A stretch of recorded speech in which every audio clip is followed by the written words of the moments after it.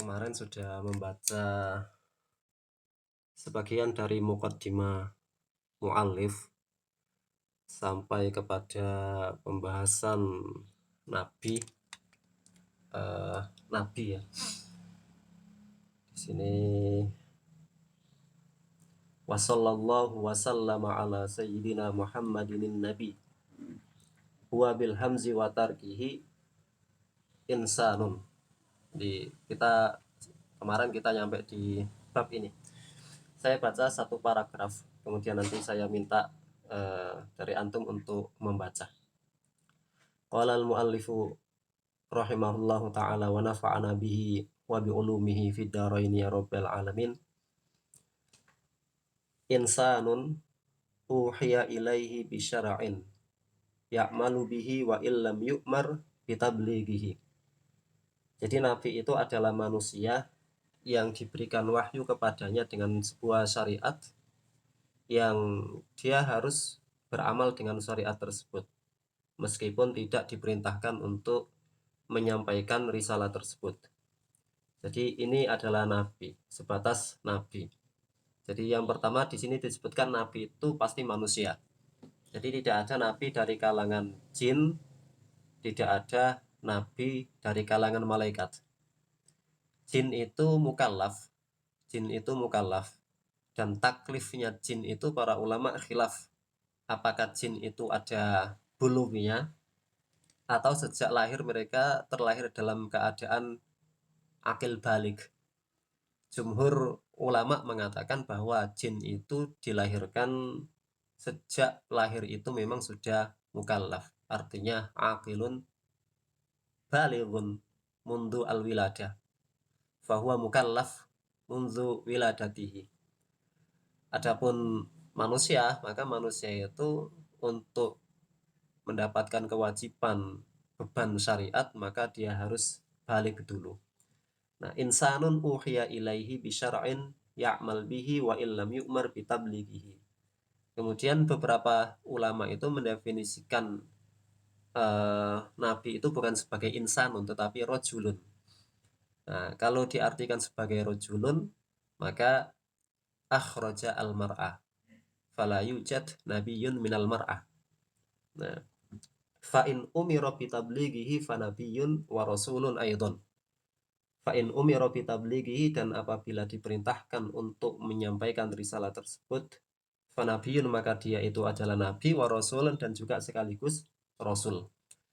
Kita di dalam pemahaman kita sehari-hari itu ada 25 nabi dan rasul yang disebutkan di dalam Al-Quran. Pertanyaannya adalah hal jami'ul asma al-mawjudah fil Quran itu nabiyun wa rasulun au ba'duhum nabiyun wa ba'duhum rasulun. Mana yang benar?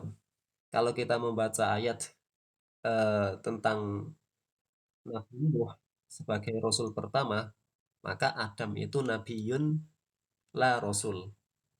Nah, artinya apa? Di dalam Al-Quran 25 nama itu ada sebagian nama itu hanya sebatas nabi, bukan rasul, dan nama-nama yang lainnya itu nabi sekaligus rasul. Nah, wal makna yunshi'u as-salata wassalamu alaihi. Dan makna dari wasallallahu wasallama ala sayyidina Muhammad itu adalah insya'i. Kemarin kita singgung sholat dan salam itu kan fi'lun, dan fi'lun itu fi'il di sini fi'ilnya fi'il madhi dan itu adalah khobari. Nah, ketika kita membaca sholat wasallama, sebagian ahli ilmu mengatakan perlu ada qasdun. Niat itu adalah insya, gitu ya. Lima daya muntazirun rafa'tal yadak.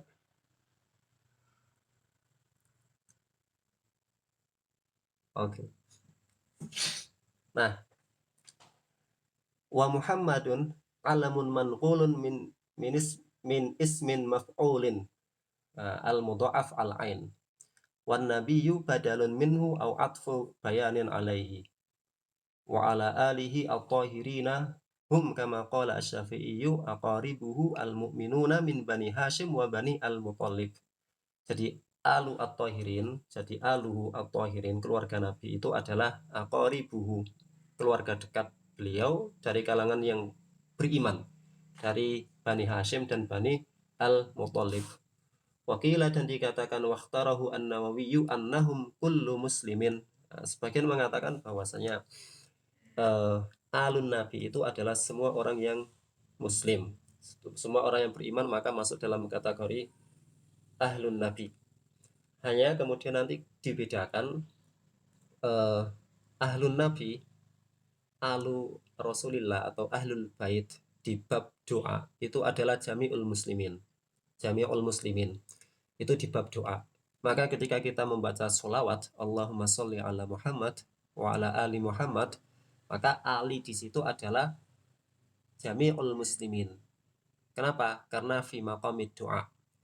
Adapun fi babi az-zakat, fi babi zakah, fahum mukhtas inda Syafi'iyah bi Bani Hasyim wa Bani Al-Muthalib.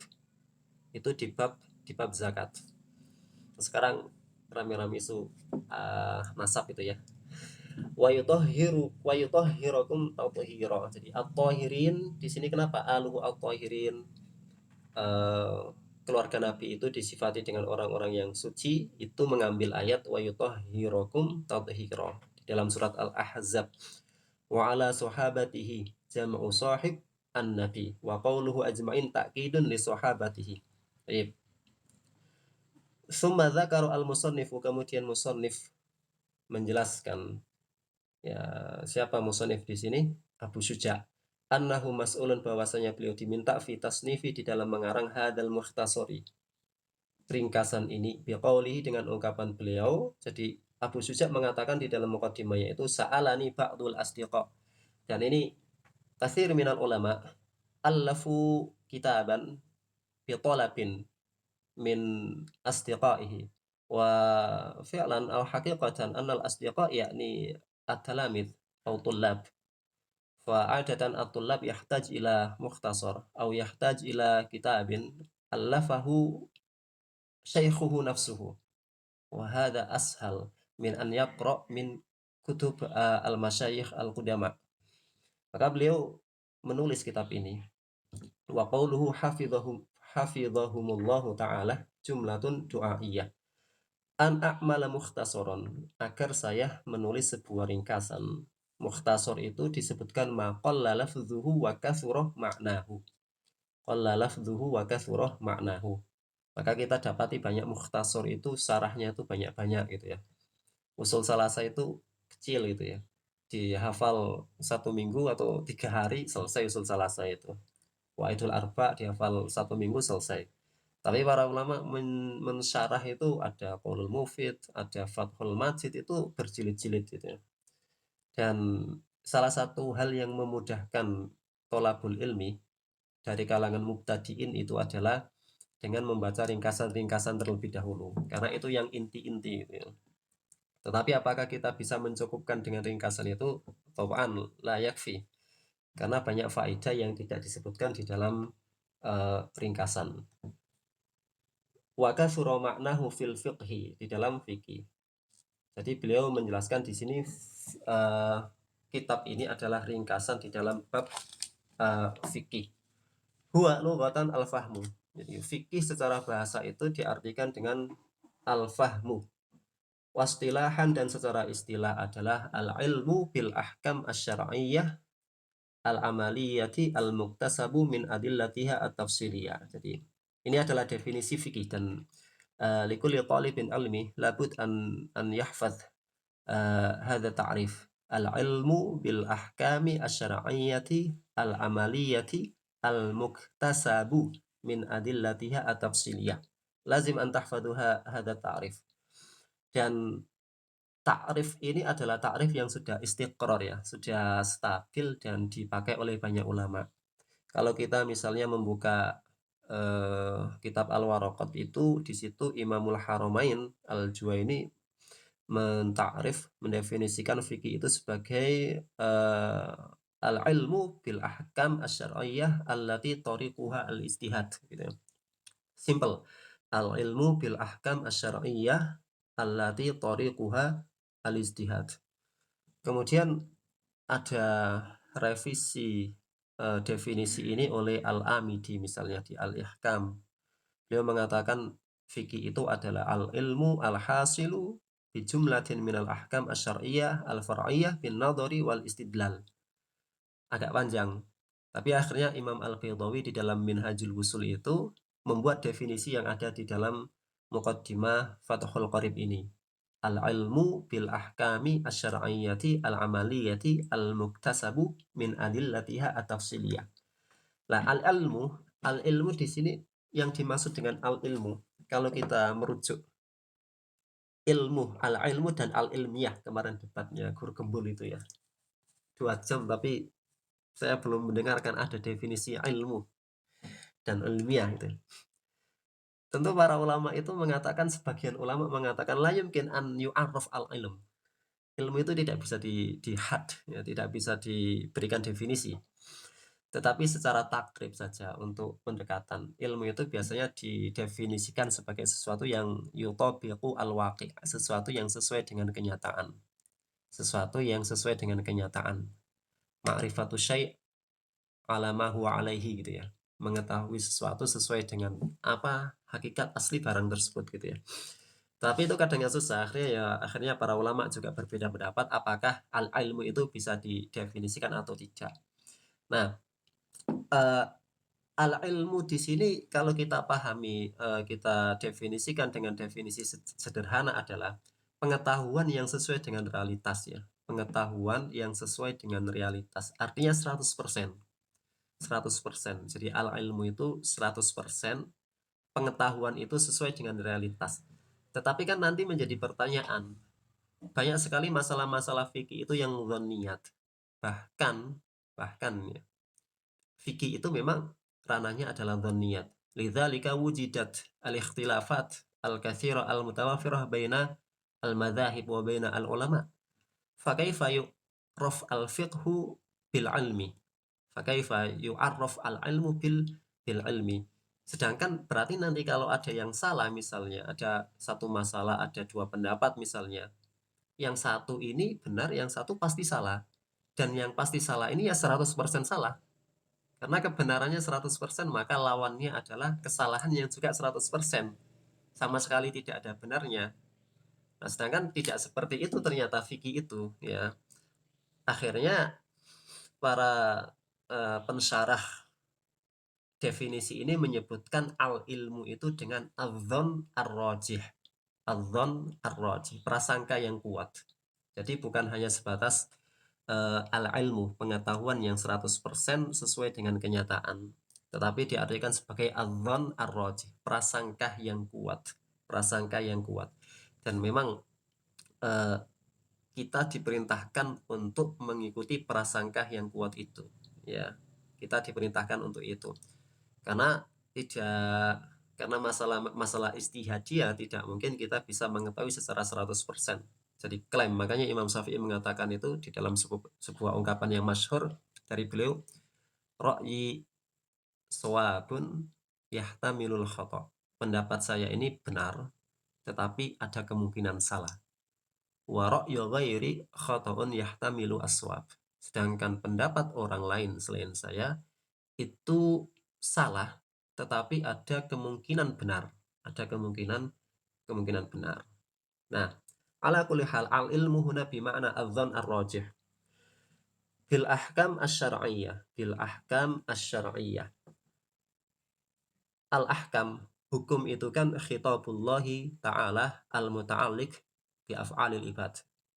Yaqtida'an au takhiran au wada'an, gitu ya. Jadi hukum itu adalah khitabullah. Khitabnya Allah. Khitabullah itu adalah Al-Quran wa sunnah. An-nusus asy-syar'iyyah. Itu khitabullah. Al-muta'alliqu bi af'alil ibad. Au al-muta'alliqu bi af'alil mukallaf. Yang berhubungan dengan perbuatan-perbuatan mukallaf. Jadi misalnya ada ungkapan misalnya di dalam Al-Quran, Alhamdulillahirabbil alamin, atau Ar-Rahmanir-Rahim, ada ungkapan Ar-Rahmanir-Rahim, ayat kedua, ayat ketiga Al-Fatihah itu. Apakah itu masuk khitabullah di dalam definisi kita ini? Tidak. Kenapa? Karena Ar-Rahmanur Rahim itu khitab atau nas yang la yata'allaq bi af'alil mukallafin. Nah, lalu mana nusus yang yata'allaq bi khitabi al-mukallafin? Misalnya, aqimu as-sholata. Aqimu as-sholata. Dirikanlah sholat. Aqimu as-sholata ini nas minal Qur'an yata'allaq bi fi'li al-mukallaf. Sehingga inilah yang dimaksud dengan khitabullahi ta'ala al-muta'alliqu bi af'alil mukallaf. Nanti ditambah iqtidaan au takhiran au wad'an gitu ya. Nah, sedangkan itu di definisinya usul. Jadi para usuliyun mendefinisikan khitabullah ya an-nusus asy-syar'iyyah. Tapi definisinya fuqaha itu berbeda. Fuqaha itu mendefinisikan hukum itu adalah al-athar min tilkan nusus asy-syar'iyyah. Masalan qala ta'ala aqimus shalah, dirikanlah salat gitu ya. Aqimu as-sholata, aqimu as-sholat, dirikanlah salat. Dirikanlah salat itu berarti nanti konsekuensinya adalah al-amru yaqtadi al-wujub, berarti wujubu as-sholah. Nah, wujubus sholah, wajibnya salat, hadzal ladzi yusamma bil hukmi indal fuqaha. Jadi wujubus sholah min qaulillahi ta'ala aqimus sholah, hadza hukmun fi mustalahi al-fuqaha. Amma fi istilahi al-usuliyin fa al-hukmu huwa aqimus sholah wa huwa khitabullah ta'ala gitu ya. Nah, kemudian dikoitkan juga di sini ada al-ahkam asy-syar'iyyah. Al-ahkam asy-syar'iyyah. Artinya hukum itu bukan hanya hukum syariah ternyata. Hukum itu ada 3. Yang pertama adalah al-ahkam al-aqliyah. Al-ahkam al-aqliyah, hukum akal. Yang kedua adalah al-ahkam asy-syar'iyyah, hukum syariat. Dan yang ketiga adalah al-ahkam al-adiyah, hukum adah, hukum adah.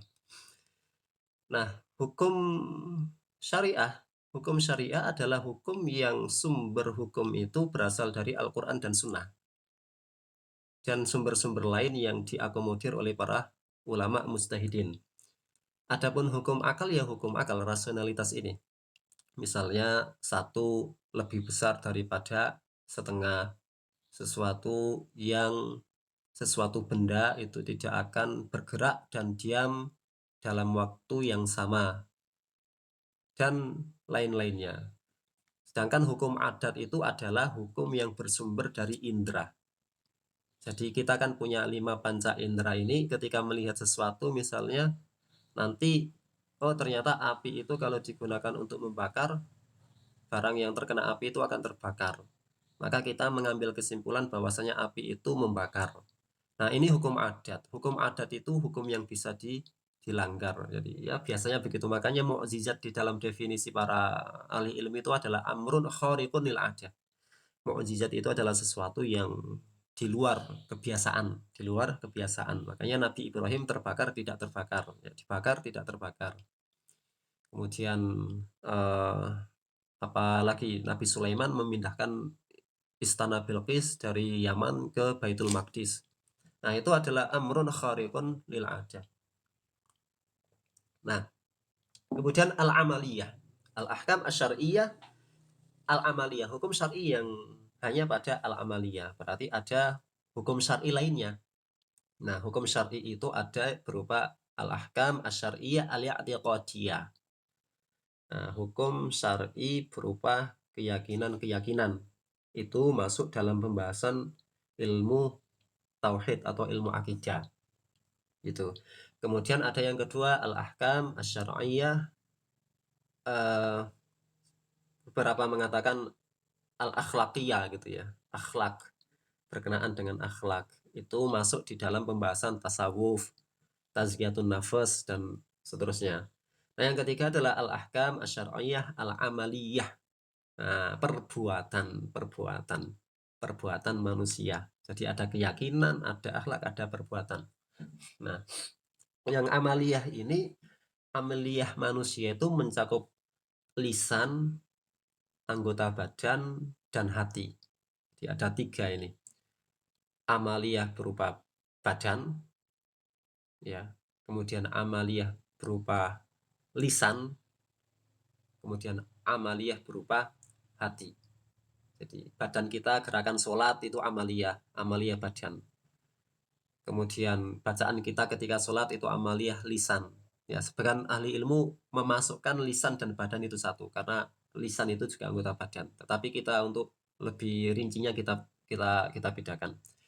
Yang ketiga hati, amaliyah hati itu misalnya niat, innamal a'malu binniyat, al-ibratu bi umumil lafdzi la bi khusus sabab, dan seterusnya. Itu al-a'mal al-muta'alliqah bil qalbi. Nah, al-muktasabu, yang ilmu itu diperoleh min adillatiha, dari dalil-dalilnya, yaitu dalil-dalil ahkam yang syar'i yang amali itu, at-tafsiliyah, secara rinci. Dan ini yang membedakan fikih dengan usul fikih. Kalau usul fikih itu dalil-dalil ijmali, apa yang bisa jadi dalil dan bagaimana cara mengambil dalilnya. Misalnya Al-Quran itu dalil, sunnah itu dalil, qiyas itu dalil, sadu dzara'i itu dalil, dan lain sebagainya. Tetapi di dalam bab fikih, dalil itu harus rinci. Setiap masalah harus ada dalilnya. Setiap masalah harus ada dalilnya. Misalnya membaca Fatihah di dalam Al-Quran, misalnya Allah berfirman faqra'u ma tayassara minal Quran. Di dalam hadisnya la sholata liman lam yaqra' bi Fatihatil kitab. Nah, setiap masalah disebutkan dalilnya dan tata cara mengambil hukum dari dalil tersebut. Itu yang dinamakan dengan al-adillah at-tafsiriyah. Ya. Nah, ala madhabil imami al-a'zami al-mujtahidi nasiris sunnati wad dini Abi Abdillahi Muhammad ibni Idris ibni al-Abbasi ibni Utsmani ibni Syafi'i, wulida bi Ghazzata sanata khamsina wa mi'ah, wa mata rahmatullahi ta'ala alaihi wa ridwan yaumal jumu'ati salakha Rajab sanata arba'in wa mi'ataini. Nah, beliau menegaskan bahwasanya mukhtasar fikih yang beliau tulis ini adalah mukhtasar fikih di dalam fikih madhab Imam Syafi'i. Nah, kita harus membedakan, dan ini perlu kita benar-benar memahami antara fikih imam dengan madhab imam. Jadi labudda an nufarriqu baina fiqhil imam asy-Syafi'i wa baina madhabil imam asy-Syafi'i. Kada fi madhabi Imam Malik masalan. Kita harus membedakan, ini fikihnya Imam Malik, ini madhab Imam Malik. Ini fikih Abu Hanifah, ini madhab Abu Hanifah. Itu harus dibedakan, karena nanti ada konsekuensi tertentu. Dan fikih itu bukan produk satu orang, madhab itu bukan produk satu orang mujtahid saja. Jadi tidak kurang tepat ketika ada orang yang mengatakan bermadhab itu artinya bertaklid, tidak tepat. Ya, bahkan di dalam madhab itu sangat-sangat dinamis, banyak perbedaan juga, banyak ulama yang satu madhab tetapi memiliki pandangan yang berbeda. Nah, madhab Imam Syafi'i pun begitu. Jadi fikih Syafi'i itu memiliki beberapa sejarah, ya, memiliki beberapa tingkatan. Ini saya terangkan sekilas, ya, terkait al-adwar yang berlaku pada madhab Syafi'i. Yang pertama fikih Syafi'i, baru nanti yang kedua madhab Imam Syafi'i. Nah, fikih Syafi'i itu terbagi menjadi dua fase. Yang pertama adalah fase al-a'dad lil madhab, persiapan madhab. Persiapan madhab ini berlangsung ya berlangsung atau terjadi ketika Imam Syafi'i itu meninggalkan Baghdad setelah beliau berguru kepada Muhammad bin Hasan Asy-Syaibani. Jadi Imam Syafi'i setelah Imam Malik wafat, beliau ke Baghdad belajar fikihnya Imam Abu Hanifah. Tetapi ketika Imam Syafi'i ke Baghdad, Abu Hanifah sudah wafat. Abu Hanifah sudah wafat. Akhirnya beliau belajar kepada sahib Abi Hanifah, yaitu Muhammad bin Hasan Asy-Syaibani, dan satunya lagi Abu Yusuf. Nah, setelah Muhammad bin Hasan Asy-Syaibani ini wafat, beliau pulang meninggalkan Baghdad. Kemudian nanti kembali lagi ke Baghdad sekitar tahun 195. Nah, itu fase di mana beliau mempersiapkan madhab beliau sendiri, mempersiapkan fikih beliau sendiri. Kemudian yang kedua adalah fase taksis, yaitu membangun madhab. Nah, membangun madhab ini dengan kemunculan pendapat-pendapat beliau di dalam Al-Qaul Al-Qadim ketika beliau berada di Baghdad. Jadi ketika beliau berada di Baghdad, beliau memiliki kitab sendiri, dan salah satu perawi fikih Imam Syafi'i di Baghdad itu adalah Imam Ahmad bin Hambal. Gitu ya. Beliau juga di Baghdad itu memiliki Ar-Risalah, kitab usul fikih versi Al-Qaul Al-Qadim. Nah, ini fase Baghdad. Kemudian setelah dari Baghdad beliau ke Mesir dan beliau merevisi beberapa pendapat atau bahkan banyak sekali pendapat yang dulu beliau ungkapkan di Baghdad, yang kemudian kita kenal dengan Al-Qaul Al-Jadid. Jadi Imam Syafi'i punya Al-Qaul Al-Qadim ketika di Baghdad, kemudian punya Al-Qaul Al-Jadid ketika beliau pindah ke Mesir. Nah, dua fikih ini ya, baik Al-Qadim maupun Al-Jadid itu masuk dalam fase at-taksis. Ya, fase at-taksis, dia as-sasayu as-sisu taksisan gitu ya. Nah, baru kemudian setelah wafatnya Imam Syafi'i, berubahlah istilah itu menjadi al-madhab. Yang awalnya fikih berubah menjadi madhab, madhaba ilaihi. Ya. Madhab itu kemudian fikih-fikih Imam Syafi'i itu kemudian diriwayatkan oleh murid-muridnya terus ya sampai sekitar masa Imam Al-Ghazali. Itu fase-fase yang kemunculan madhab, ya, kemunculan madhab istilahnya. Kemunculan madhab itu dimulai dengan wafatnya Imam Syafi'i sampai wafatnya Imam Al-Ghazali.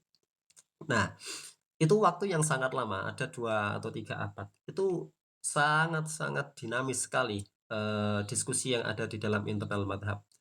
Hingga kemudian nanti ada fase namanya at-tanqih, yaitu menyeleksi pendapat mana yang sesuai dengan kaidah-kaidah yang telah ditetapkan oleh Imam Asy-Syafi'i. Nah, muncullah yang namanya Imam Ar-Rafi'i dan Imam An-Nawawi. Jadi Imam Ar-Rafi'i dan Imam An-Nawawi ini adalah dua tokoh yang menyeleksi madhab Imam Asy-Syafi'i. Jadi kalau sudah kita akan mengenal ada Al-Qaul Al-Mu'tamad gitu ya, pendapat resmi. Nah, pendapat di dalam satu madhab itu banyak. Yang mana yang mu'tamad di dalam madhab tersebut? Ya, dalam tradisi fikih Syafi'i yang mu'tamad itu adalah pendapat yang sudah disepakati oleh Imam Ar-Rafi'i dan Imam An-Nawawi.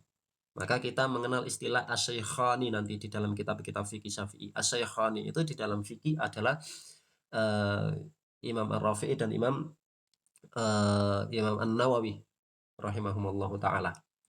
Nah, tetapi ada masalah-masalah yang Imam Rafi'i itu tidak bersepakat, atau Imam Nawawi tidak bersepakat dengan Imam Rafi'i. Ya, tentu Imam Nawawi datang setelah Imam Rafi'i ya. Ada masalah yang tidak disepakati, maka nanti muncul proses tanqih yang kedua. Proses tanqih yang kedua itu ada Ibnu Hajar Al-Haytami dengan Syamsuddin Ar-Ramli. Ya, dengan Syamsuddin Ar-Ramli.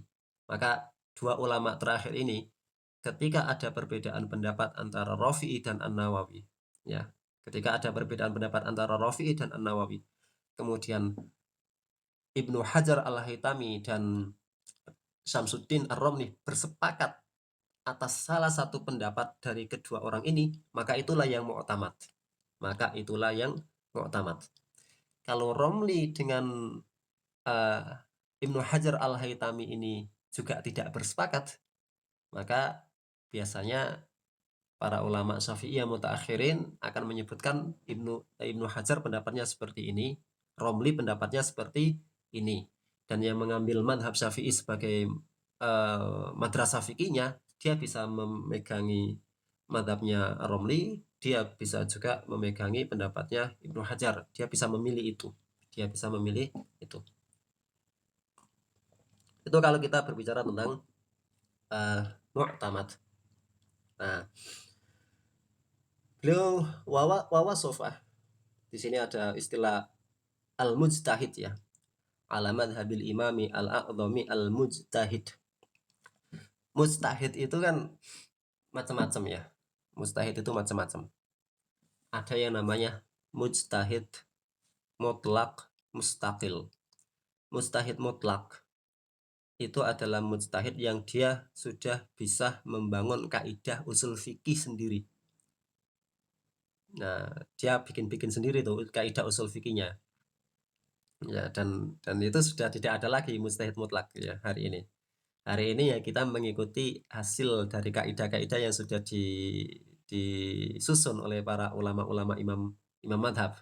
Ya, tidak ada lagi. Makanya tidak ada, kalau ada orang mengaku dia mujtahid mutlak itu tidak layak kal adatan ya, secara adat ya itu tidak masuk akal gitu ya. Kenapa ya? Karena dia mau bikin kaidah yang seperti apa gitu ya. Kalau dia bikin kaidah baru yang sama sekali tidak diungkapkan oleh para ulama terdahulu, sama saja menuduh para ulama terdahulu itu, para salaf itu sebagai orang yang tidak berada dalam kebenaran. Nah, itu kan itu tuntutan ya, yang tuduhan yang serius. Nah, yang kedua ada namanya mujtahid muntasib. Sebagian mengatakan mujtahid mutlak tapi muntasib. Dia beristihad di dalam madhab. Dia punya madhab, tetapi dia memiliki kemampuan istihad yang mendekati imam madhab. Ini di dalam tradisi fikih Syafi'i, misalnya para murid-muridnya Imam Syafi'i, misalnya Al-Muzani atau Al-Buaiti, nah, itu dinamakan dengan mujtahid mutlak muntasib. Dia masih berintisab kepada imam madhabnya. Yang ketiga ada mujtahid fatwa. Ada yang namanya mujtahid fatwa. Mujtahid fatwa ini misalnya sebagian mengatakan An-Nawawi itu mujtahid fatwa. Sebagian yang lain mengatakan Imam Nawawi itu mujtahid at-tarjih. Ala kulli hal dia bisa berfatwa menggunakan kaidah-kaidah usul yang telah dibangun imam madhabnya. Kemudian ada yang namanya mujtahid mujtahid tarjih. Dia tugasnya hanya menyeleksi dari segala macam pendapat yang ada di dalam madhab, dia seleksi mana yang paling dekat dengan pendapat imamnya. Nah, itu dinamakan dengan mujtahid at-tarjih.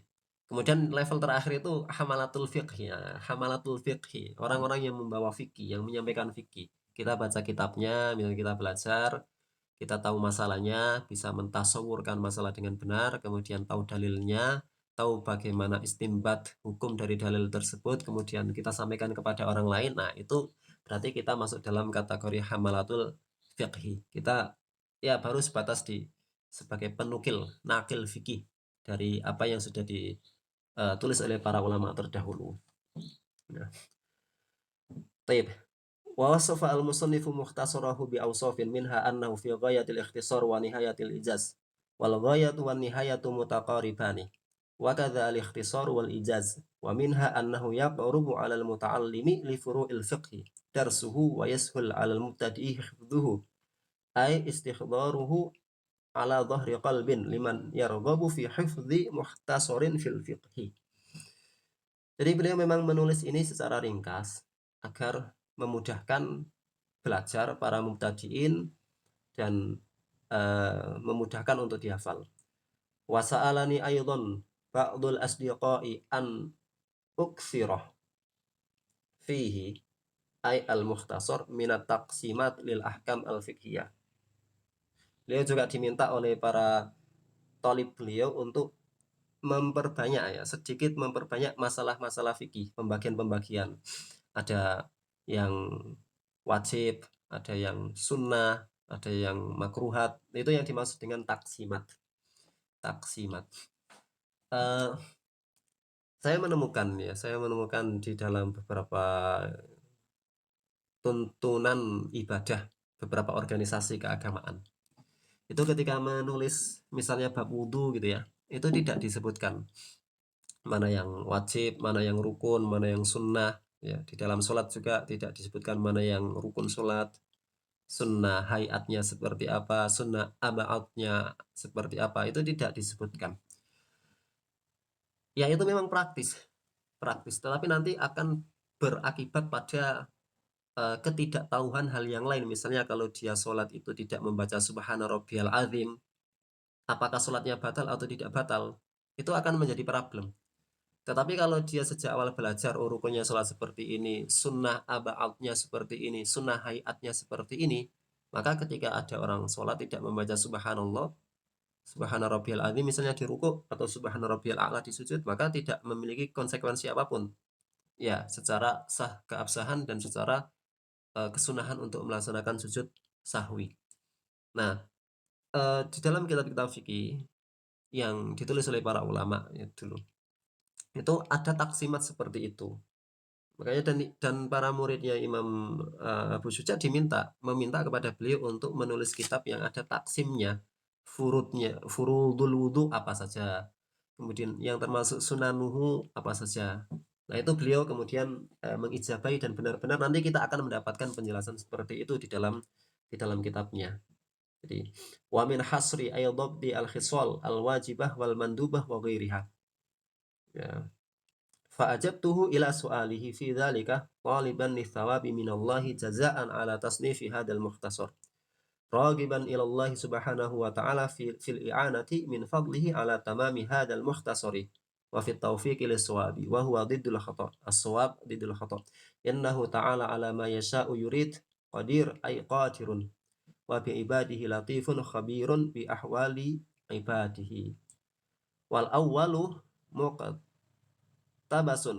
min qawlihi ta'ala Allahu latifun bi ibadihi. Wa tsani min qawlihi ta'ala wa huwal hakimul khabir. Jadi wal latif dan al khabir itu ismani min asma'ihi ta'ala. Wa ma'na al awwal al alimu bi daqaiqil umuri wa muskilatiha. Alim itu atau al hakim itu apa? Al latif ya. Al latif itu al alimu bi daqaiqil umuri wa muskilatiha. Mengetahui hal-hal yang sangat rinci. Jadi Allah itu disifati dengan alim, tetapi Allah tidak disifati dengan arif. Mal farqu bainal alim wal arif? Al ilmu wal ma'rifah syai'ani mukhtalifan. Gitu ya. Kalau al ma'rifah yasbiquhu al jahlu. Awalnya tidak tahu kemudian tahu, itu dinamakan dengan ya'rif. Tapi kalau alim itu la yalzam an yasbiqahu al jahlu, tidak harus, bahkan tidak perlu didahului dengan al jahlu. Ya alim gitu ya. Makanya Allah itu disifati dengan al alim, bukan al arif. Kalau al arif berarti dulu tidak tahu kemudian tahu. Kalau al alim ya memang tahu, ya tidak perlu didahului dengan tidak tahu, gitu ya. Wa makna atsani qaribun min makna al-awwal. Jadi rafiq itu khabir itu maknanya tidak jauh-jauh dari al-latif, gitu. Wa yuqalu khabartu asy-syai'a akhburuhu fa ana bihi khabirun ay alimun. Taib. Ilahuna hal min soal haula al-muqaddimah.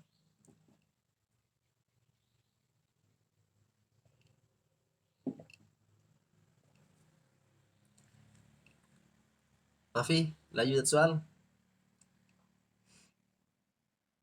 Is'al mubasyarah. Lakin as-saut lam yartafi.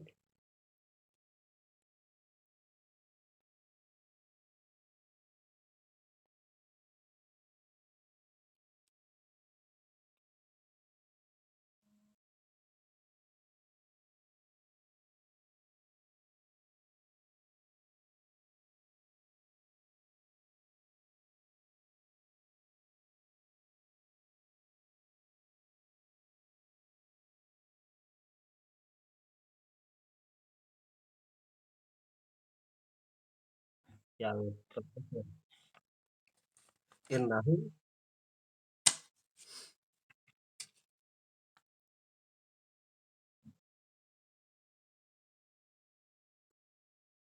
innahu ta'ala ala ma yasha'u ay yuridu qadirun ay qadirun wa bi ibadihi latifun khabir. Mana yang menjadi masalah?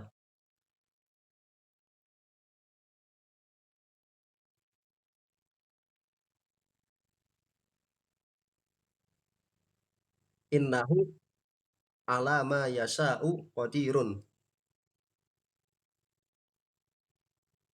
Ya. Terus yang benar apa?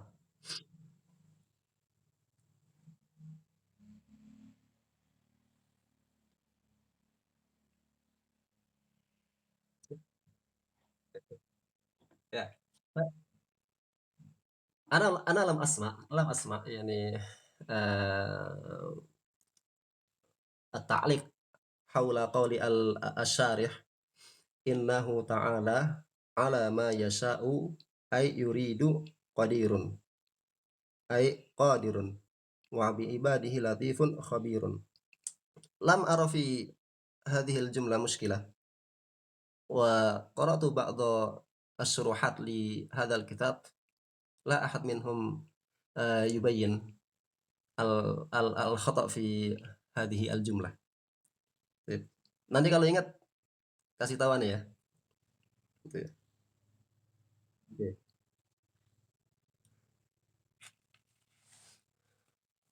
Baik, siapa yang mau baca nih Kitabu Ahkamit Thaharah, Kitabu Ahkamit Thaharah.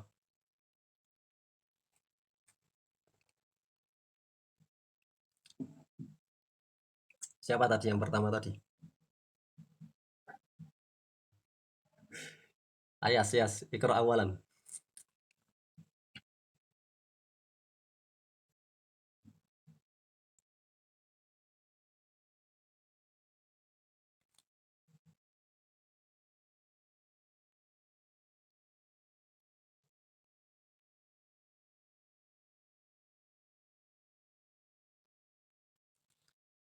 Lanjut.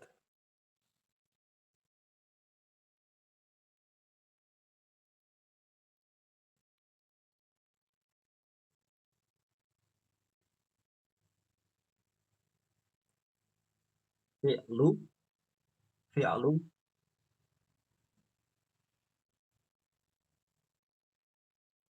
fa'ilnya mana ini? Itu naib fa'il, berarti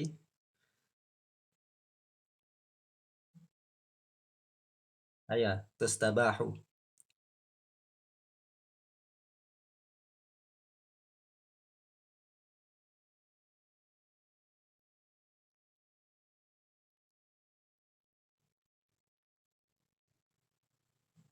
Tamam. Kitabu Ahkami At-Thaharati. Kitabu Ahkami At-Thaharati. Apa i'rabnya kitabu? Kabarnya mana?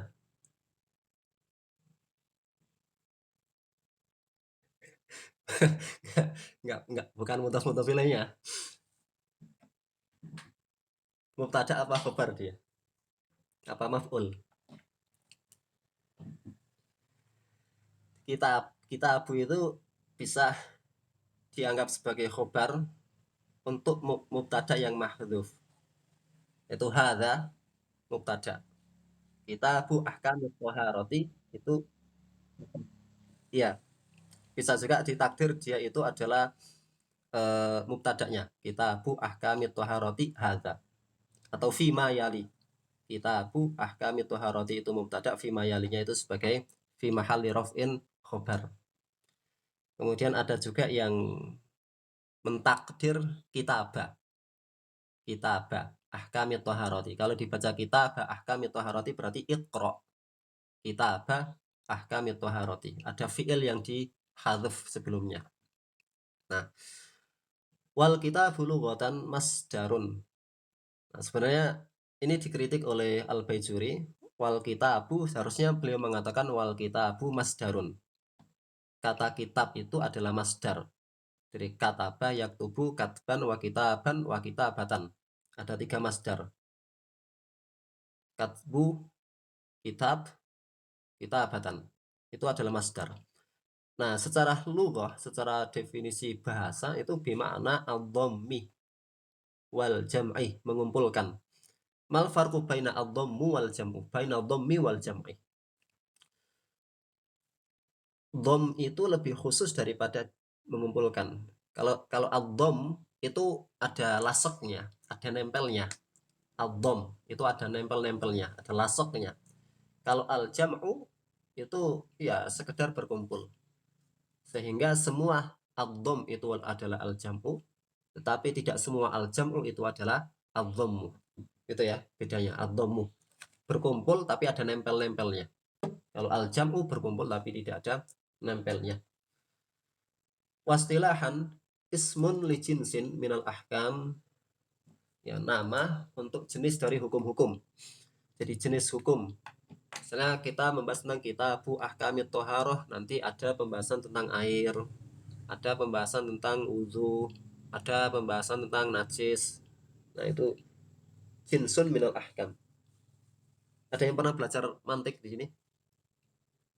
Istilah-istilah jins now itu dipelajari di ilmu mantik gitu, ilmu logika.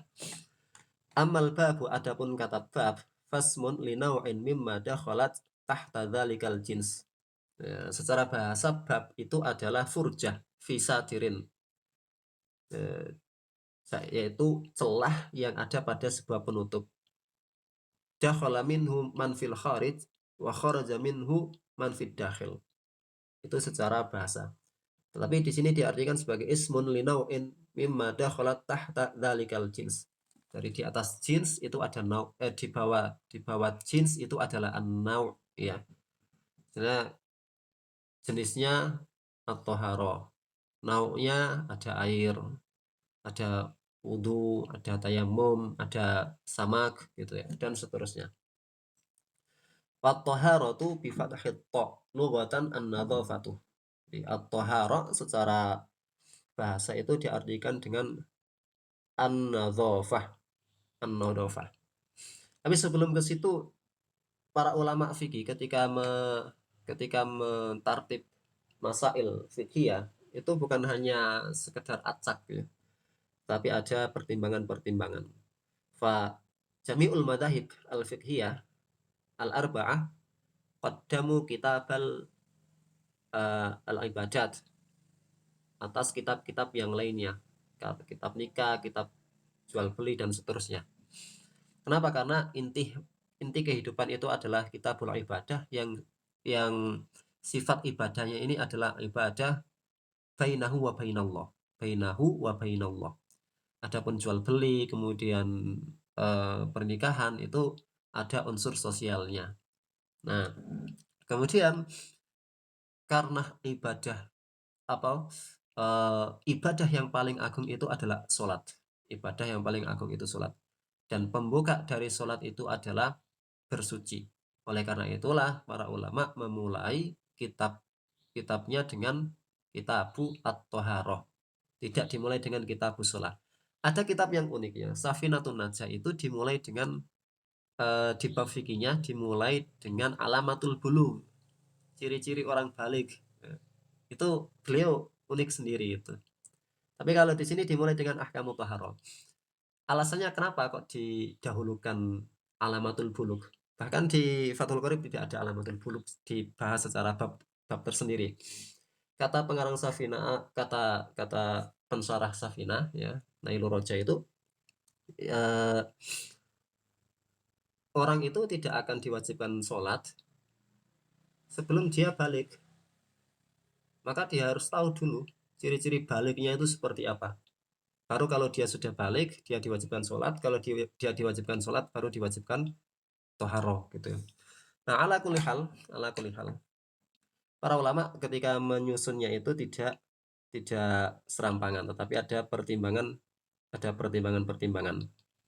Nah, an-nadhafah itu yang dimaksud an-nadhafah itu adalah an-nadhafatu minal aqdar walau tahiratan. Jadi secara bahasa an-nadhafah itu adalah membersihkan dari kotoran meskipun tidak najis. Jadi kotor belum tentu najis dan najis belum tentu kotor gitu ya. Jadi najis belum tentu kotor dan kotor juga belum tentu najis. Nah, an-nadhafah itu secara bahasa adalah an-nadhafatu minal aqdar walau tahir minal aqdar ya, walau tahiratan walau kana tahiratan, meskipun suci. Kotor tapi suci. Misalnya apa? Ingus ya. Ingus itu kotor tetapi dia suci, tidak najis. Nah, itu juga dinamakan dengan an-nadhafah.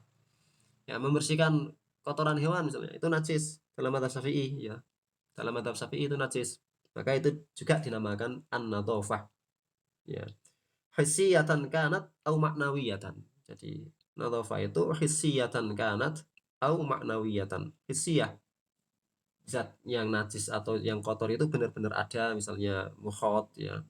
Kemudian ada atau baul gitu ya. Au maknawiyah atau yang maknawi. Yang maknawi misalnya hadas itu juga dinamakan dengan an-nadhafah gitu ya. Wa amma syar'an, adapun secara syariat, fafiha, maka dalam hal kata an-nadhafah itu tafasiru katsiratun, penjelasannya banyak. Minha qaulun fi'lu ma tustabahu bihi as-shalah, melakukan perbuatan yang dengannya salat itu dibolehkan gitu.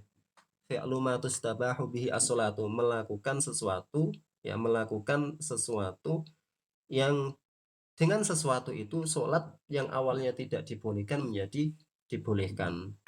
Nah, ini berarti hanya memandang sesuatu yang wajib dilakukan dengan wudhu, yaitu sholat. Jadi definisi ini tidak mencakup definisi untuk perbuatan-perbuatan yang sunnah di dalam berwudhu, disunahkan berwudhu. Ya, misalnya membaca Al-Quran, misalnya disunahkan untuk berwudhu gitu ya.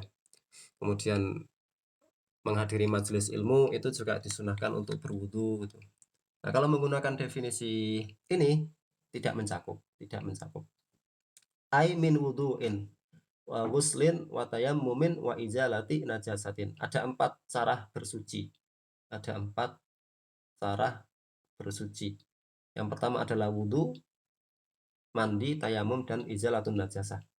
Kemudian alatnya, wasail atau haro itu juga ada 4. Ada air, kemudian ada turab, kemudian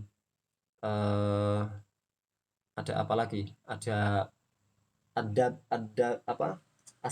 Samak ya, samak dalam bahasa kita ya. Dibak ya. Itu. Kemudian ada hajar istinja, ada 4 itu.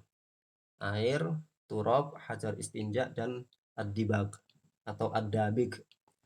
Amat at-tuharatu bidhammi fasmun li baqiyatil ma. Jadi kita habis wudu, kita pakai ember gitu, kita pakai bejana, kemudian kita wudu. Air sisa wudu itu dinamakan dengan at-tuharoh. At-tuharoh bidham. At-tuharoh bidham.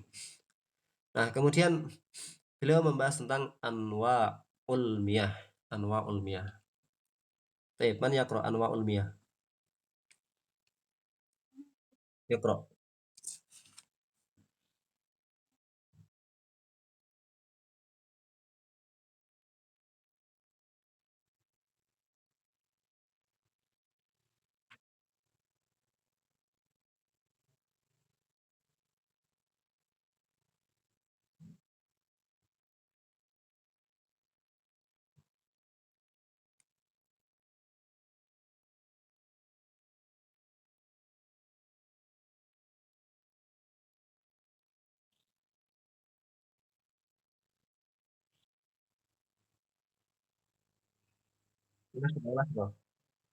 Antum melompat ya.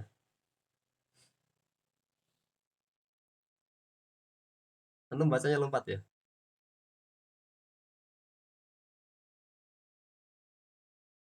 Wa yajma'u hadhihi sab'ata qauluka.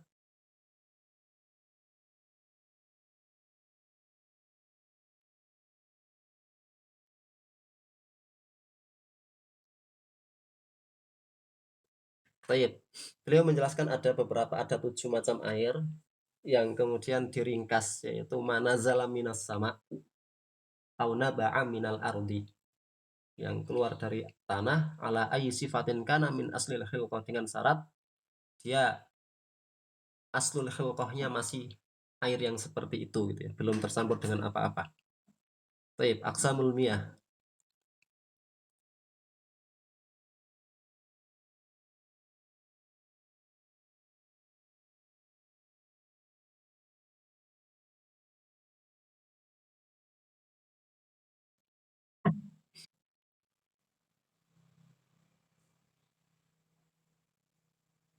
Qaidin lazimin.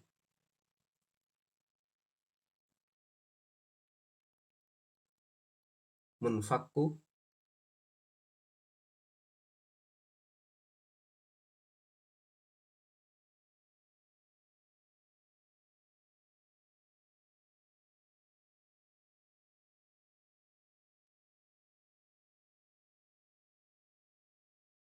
Musyammas. Al-musyammas.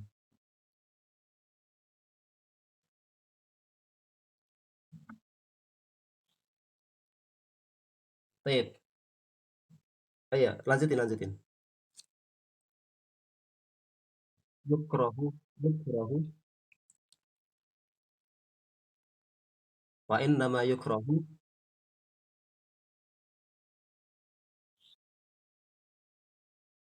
biqadrin harin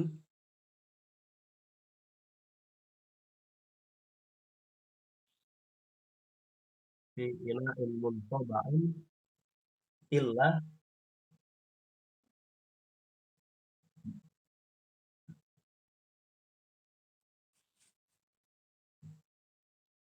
jauharihima.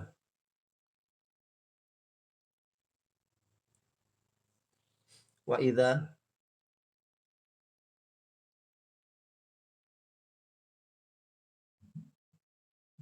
barada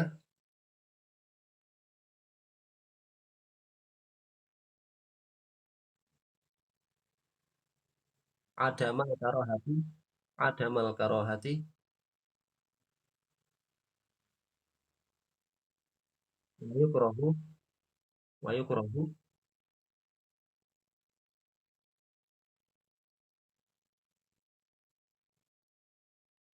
Tamam, jazakumullah khairan. Tamam. Kita ambil dua dua dulu. Aqsamul miyah. Tsummal miyahu tanqasimu ala arba'ati aqsamin. Ahaduha tahirun fi nafsihi mutahhirun li ghairihi. Ghair makruhin istimaluhu. Dia suci mensucikan, tetapi tidak makruh untuk digunakan. Berarti suci mensucikan itu terbagi menjadi dua. Suci mensucikan tidak makruh, yaitu air mutlak yang tidak dipanaskan dengan matahari. Yang kedua adalah suci mensucikan makruh, yaitu air yang dipanaskan di bawah terik matahari. Dan eh, air mutlak di sini disebutkan wahwal ma'ul mutlaqu an qaidin lazimin, yaitu air yang dia mutlak terlepas dari ikatan-ikatan yang mengharuskan. Ini bahasa bahasa bahasa Arabnya ini susah di Indonesia kan. Dia terbebas dari ikatan yang harus. Misalnya air kelapa. Air kelapa itu tidak bisa dipisahkan air begitu saja. Kita ambil air kelapa. Tidak bisa kita mengatakan itu air tok gitu. Karena misalnya kita ambilkan saya air minum gitu. Ambilkan saya air. Kok kemudian dia bawa air kelapa, nanti dia ditanya, "Loh, kok air kelapa?" gitu ya. Nah, itu berarti qaidun lazim. Lazim, yulazim. Ya, ikatan yang ngikut dia terus. Berbeda ada air hujan, ada air sumur, ada air mata air, kemudian ada orang mengatakan ambilkan saya air, diambilkan saja dari 3 hal ini, dia tidak akan protes. Kenapa? Karena mau dia ambilkan air sumur, yaitu air mutlak, ya, dia ambilkan air dari mata air, itu juga air mutlak, ya, artinya koidun, koid bi'run, kemudian ain, ya, kemudian mator, itu adalah koid yang munfak, dia bisa munfak, dia bisa terpisah tanpa disatukan, orang tidak protes. Itu yang dinamakan dengan al-ma'u al-mutlak an qaidin lazimin. Fala yaduru al-qaid al-munfak kama il-bi'ri, air sumur. Air sumur itu kita sebut air saja tidak menjadi masalah dan tidak diprotes orang. Ambilkan saya air, kemudian ada orang mengambilkan air sumur. Kan saya bilang air, kok kamu ambilkan air sumur? Nah, itu tidak benar orangnya. Ya, karena air, ya, dan biasanya kalau diambilkan air sumur ya tidak menjadi masalah karena sama-sama air. Fi kaunihi mutlaqan. Wasani, dan yang kedua, tahirun fi nafsihi mutahhirun li ghairihi makruhun isti'maluhu. Nah, ini makruh penggunaannya fil badani. Jadi makruhnya itu hanya ada di badan. Jadi nanti kita perlu teliti untuk melihat ada hal-hal yang makruh di badan, tidak makruh di baju. Ada yang najis yang ma'fu di air tetapi tidak ma'fu di badan atau di baju. Nah, itu perlu kita sedikit teliti itu. Karena kadang ada yang digebyah-uyah gitu ya, dicampur gitu ya. Kalau ma'fu di air berarti ma'fu di segala hal, tapi tidak demikian. Nah, wa huwal ma'ul musyammas ay al-musakhkhan bi ta'thiri syamsi fihi. Wa inna ma yukrahu syar'an bi qadrin harin. Dimakruhkan secara syar'i itu hanya apabila air panas, air musyammas itu dipanaskan di wilayah yang memang panas. Entah Indonesia ini masuk wilayah panas apa tidak ya, hari-hari ini kok panas sekali gitu ya. Tapi secara gimana? Panas toh? Ya sama, Pantura juga panas nih. Saudi misalnya, Saudi itu panas ya. Wilayah Saudi yang memang panas. Karena wilayah Saudi itu juga ada yang pegunungan kayak puncak, kayak Batu di Saudi juga ada. Nah, wilayah Saudi yang padang pasir misalnya. Nah, khusus di wilayah-wilayah seperti itu. Fi ina'in muntoba'in. Pada bejanah-bejanah yang terbuat dari apa namanya emas dan perak itu, logam ya, logam, terbuat dari logam, kecuali logam emas dan perak ya, kecuali logam emas dan perak. Kenapa emas dan perak itu tidak menjadi masalah? Lesofa ijauharihima, karena memang jauharnya itu bagus, dia bersih. Sedangkan logam-logam yang lain, besi, kemudian macam-macam panci yang ada itu, jauharnya itu tidak sebersih, tidak sejernih emas dan perak. Nah, beliau menyebutkan yukrohu syar'an. Yukrohu syar'an. Yukrohu syar'an itu kan berarti pemakruhan itu didasarkan dari sumber Quran dan Sunnah, atau harus berdasarkan dalil yang diakomodir oleh syariat. Pertanyaannya, apakah ada nusus syariah melarang penggunaan itu? Tidak ada ternyata. Terus dari mana pelarangan itu? Menggunakan dalil la dharara wala diror. Jadi ini kaidahnya adalah tidak boleh membahayakan dan tidak boleh dibahayakan. Tidak boleh membahayakan dan tidak boleh dibahayakan. Artinya larangan ini terjadi karena, atau pemakruhan ini terjadi karena penggunaan air ini, musammas ini, menyebabkan penyakit kulit. Nah, di situ. Jadi menggunakan dalil la dharara wala diror. Itu hadis Nabi yang kemudian menjadi kaidah di dalam bab fikih. Gitu ya. Makanya beliau mengatakan wa innama yukrahu syar'an, karena ada dalilnya gitu. Wa idza baroda, dan apabila telah dingin, zalat al-karoha, maka kemakruhannya telah hilang. Wakhtar an-Nawawi adamal karahati mutlaqan. Imam An-Nawawi ini beliau mujtahid murajjih. atau mujtahid tarjih di dalam tradisi fikih Syafi'i, dan beliau punya ikhtiarat sendiri yang sangat memudahkan. Misalnya bab siwak gitu ya. Siwak itu kan di dalam pendapat resmi bagi orang yang berpuasa setelah zuhur tidak boleh bersiwak. Ya. Tetapi Imam Nawawi punya ikhtiar beliau sendiri, punya pilihan sendiri. Tidak menjadi masalah orang yang berpuasa sikat gigi, baik dilakukan sebelum zawal maupun setelah zawal. Contoh lain, Imam An-Nawawi punya pendapat mu'tamad resmi madzhab Syafi'i itu kalau wudhu tidak boleh dihanduki, karena biarkan air itu jatuh bersama dosa-dosanya gitu ya. Tetapi Imam An-Nawawi mengatakan tidak menjadi masalah, tidak makruh habis wudhu langsung dilap gitu.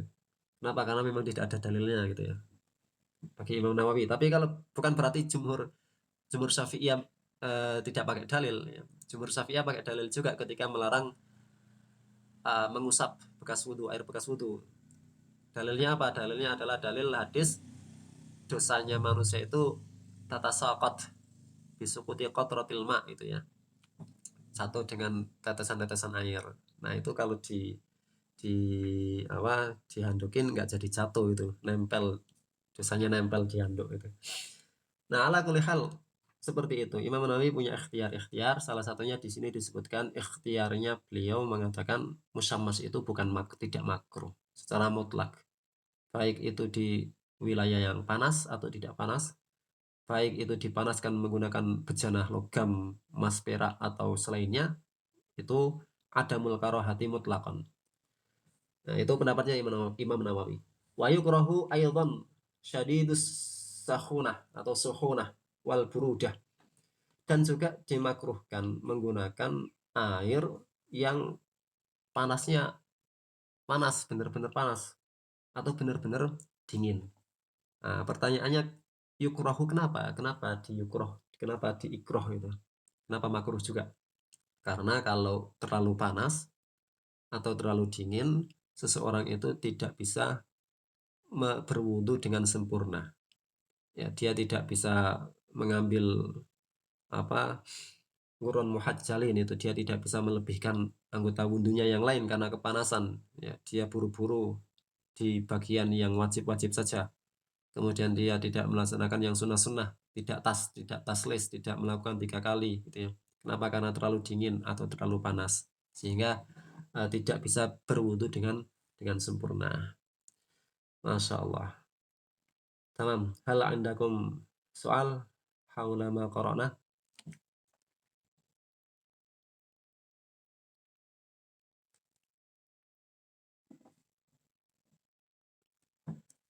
Muhammad Ahyad. Tafadhol.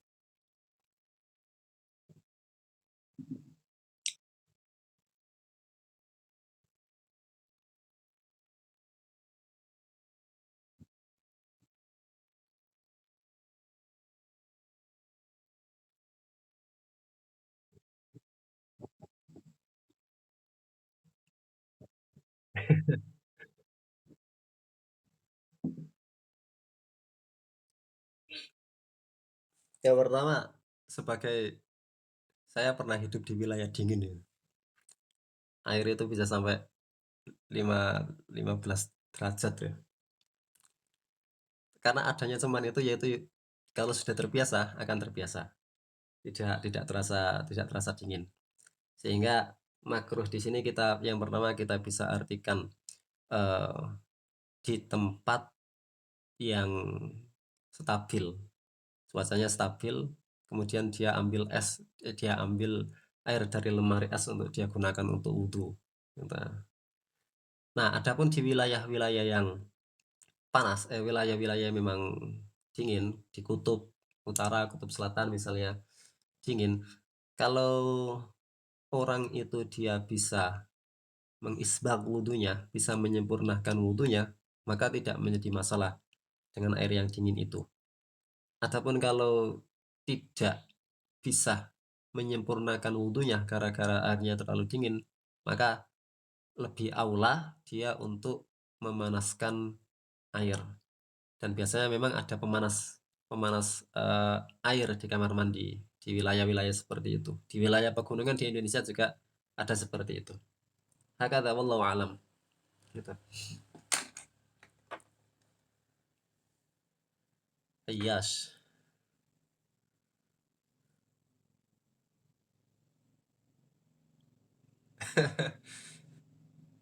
Kalau ada alat,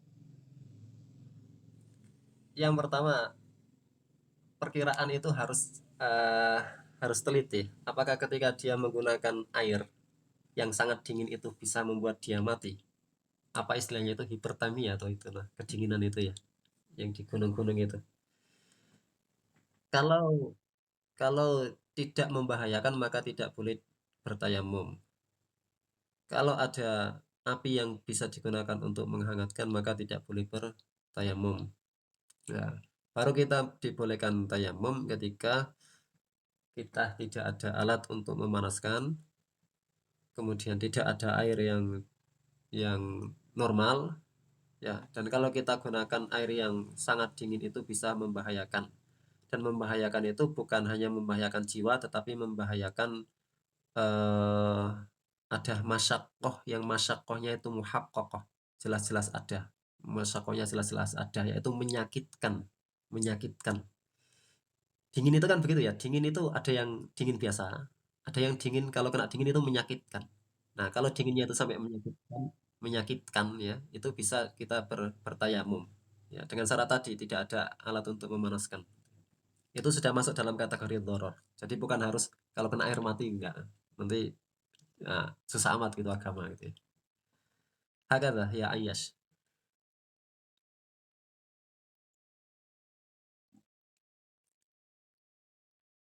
Taib naktafi bihadal qadar wa naltaqi bikum insyaallah subhanakallahumma wa bihamdika asyhadu an la ilaha illa anta.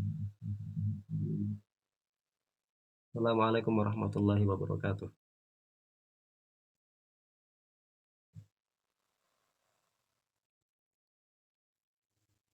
Wa iyyakum jazakumullahu khairan. Assalamualaikum.